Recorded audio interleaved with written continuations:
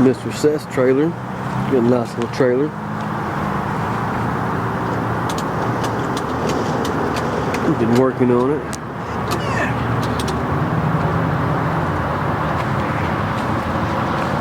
Holds quite a few bees. Equipment.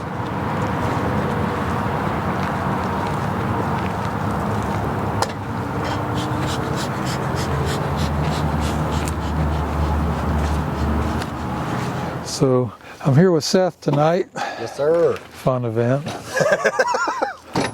He knows where the party's at. Yeah, he's going to move some bees tonight, and we've been talking about this for a year or two. I loaned him my old hand truck. This thing is something I used 30 years ago when I moved from Oregon to Georgia. I didn't have a forklift right away, and I moved bees on two-way pallets with this device right here. I didn't really make the forks correct, so adding wood here helps it a lot.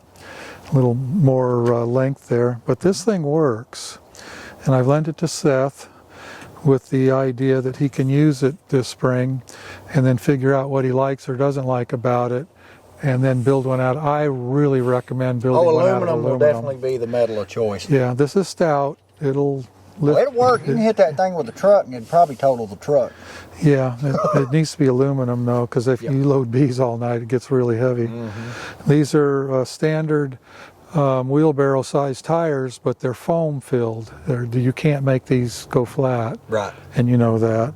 And ask me why I did that.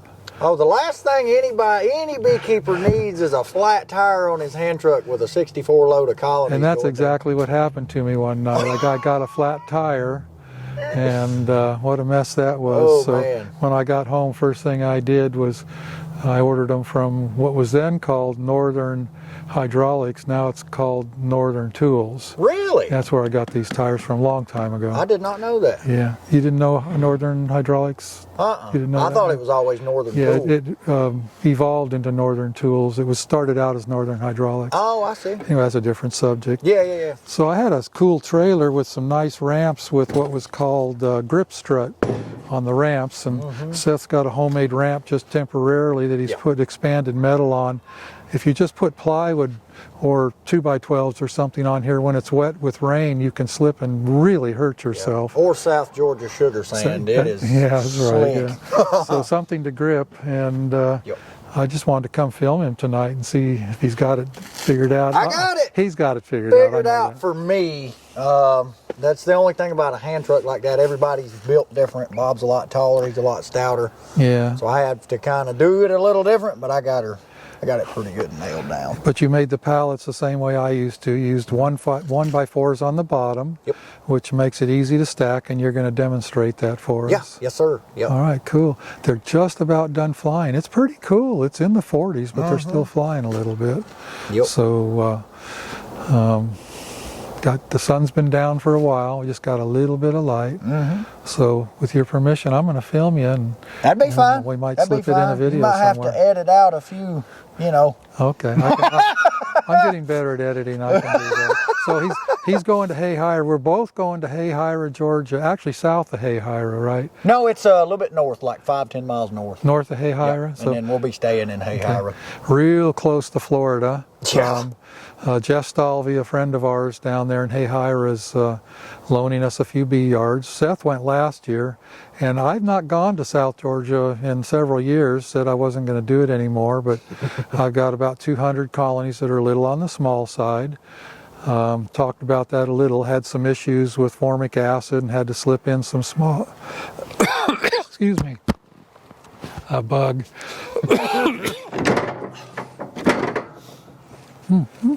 Simple enough. And again, that little expanded metal there is pretty important.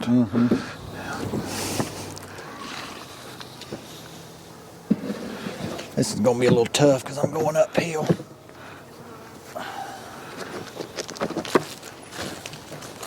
And these pallets are brand new, so they don't have any propolis on them. So the boxes do kind of move a little bit. Not much though. Let's see if I get it. Be dead nuts there.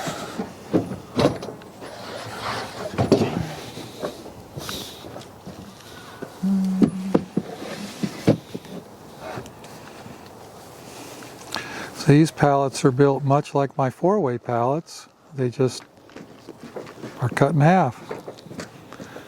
Sort of the same dimensions and all that.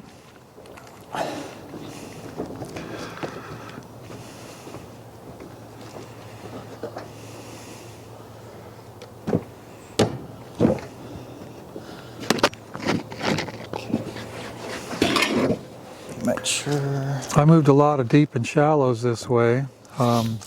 That's really what got me started with the deep and a shallow as a brood nest in the beginning, because I could do it with this hand truck. If you use a deep and a medium, it's just a little bit harder, and 2 deeps are doable, but they get to be a bit much. They can be quite a workout, especially if they're heavy. I've not watched Seth load yet. He's doing things a little differently than I did. Is this a full load of 64, too high? Yep. Yeah. So It'd probably do another 2 or 3 if that dovetail was flat. Oh yeah. Yeah. I don't know if I could get them up on the trailer though. When you do 64, the last row, you can't really get up on the trailer and turn around, so you just have to push it up on there. So some of the boxes kind of want to move with you, but it's not too bad.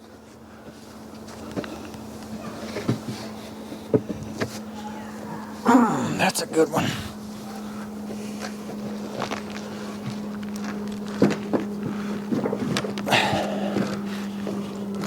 Pulling a little food out of these in a month. It's interesting watching somebody else do this, Travis. He does it much different than I did. I never told him what I did. I would go up front ways. I pushed him up rather than pulling him up. But again, you know, I am a little taller than he is, so I could reach up the ramp a bit more. Okay. And they're stackable with this hand truck. Singles are stackable. You can do 1.5, so deep and a medium, or deep and a shallow, but it's just a little more difficult to stack them like he's doing. And this is a 18-foot trailer. My trailer was 18 feet too, and it held 64 quite nicely. And then in the summer when it was warm, I would face the entrances forward. So when I was picking up the pallet like he is right now, you know, on a hot night, that could be a whole bunch of bees right there. Oh. So I always picked them up from the rear so I wasn't, you know, facing the bees. And you do that, and you probably figured this out. You do this on a hot summer night in Hollies to South Georgia, you're going to get stung up. Yes, sir. And so that kind of got me to picking them up from the rear and pushing them up forwards instead of what he's doing. Ain't nothing wrong with what he's doing. That ain't a criticism. That's just observation. Always easier when the temperature's dropping though. Yeah, it's dropping fast now. That looks good. Nothing wrong with that. There we go. As long as you get the first top 2 set, the rest of them just go and click in like hardwood floor. You can't do this on a yard full of roots and rocks and gullies. You need good ground for this.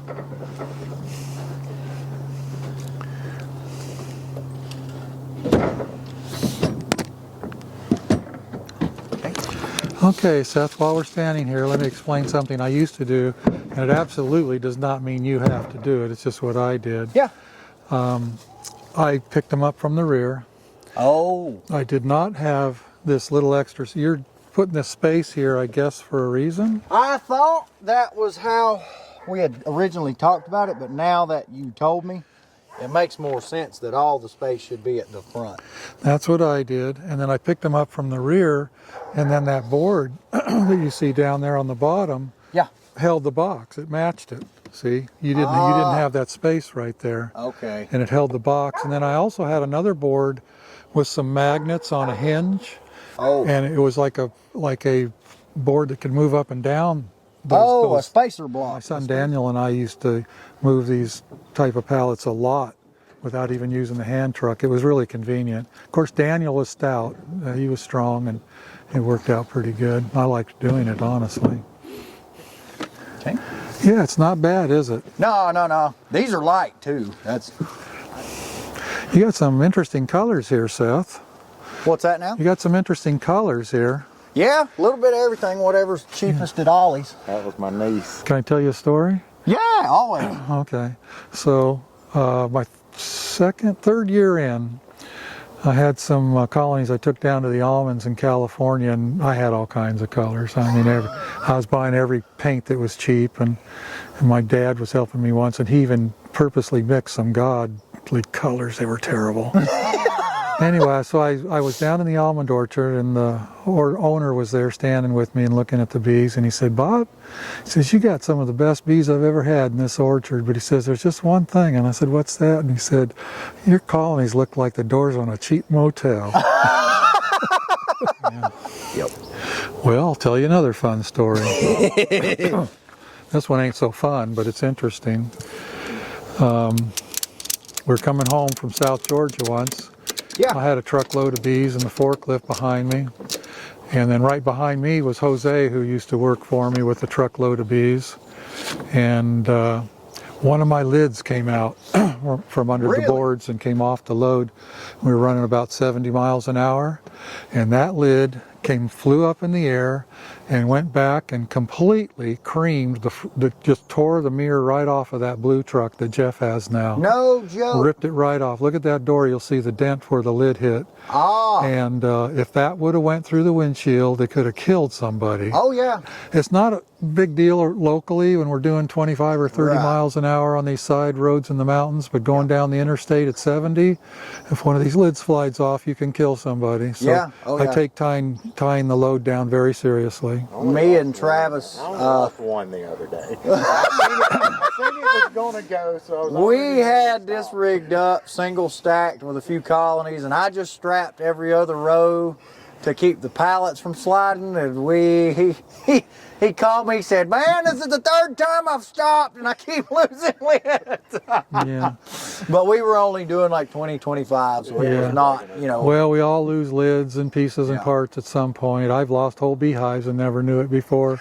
But, well, yeah, I mean, if you do this enough, you're going to see. Happens, yeah. But tying a load down is something you got to take extremely seriously, especially on the interstate. Yeah. And a lot of beekeepers just don't do that. And of course, me around Raven County, sometimes I don't tie anything down at all. No, it's just like, we'll ride, but it's like, oh. Yeah, we're just doing 25 miles an hour to the next yard, 2 miles down the side road. So, but when you're pulling a load like this, these lids could come out of here really easy if you don't have something holding them down. Mm-hmm. Good job, Seth. And I think I'm going to do it different, but I was running 2 big 20-foot, 2-inch yellow straps right here underneath all these. But I think me and you talked about it, and I'm going to start doing a cross brace on the front just to hold everything from X on the front? Yeah. From racking forward. That way, if you have to lock it up, stuff don't come flying out of the top row. Yeah. There's all kinds of ways of tying down. Yep. And everybody has a different theory. Yep. As long as it stays. Well, yeah, overkill. That's basically an overkill when it comes down to tying down. But for long distances. Yeah. Oh, yeah, for sure.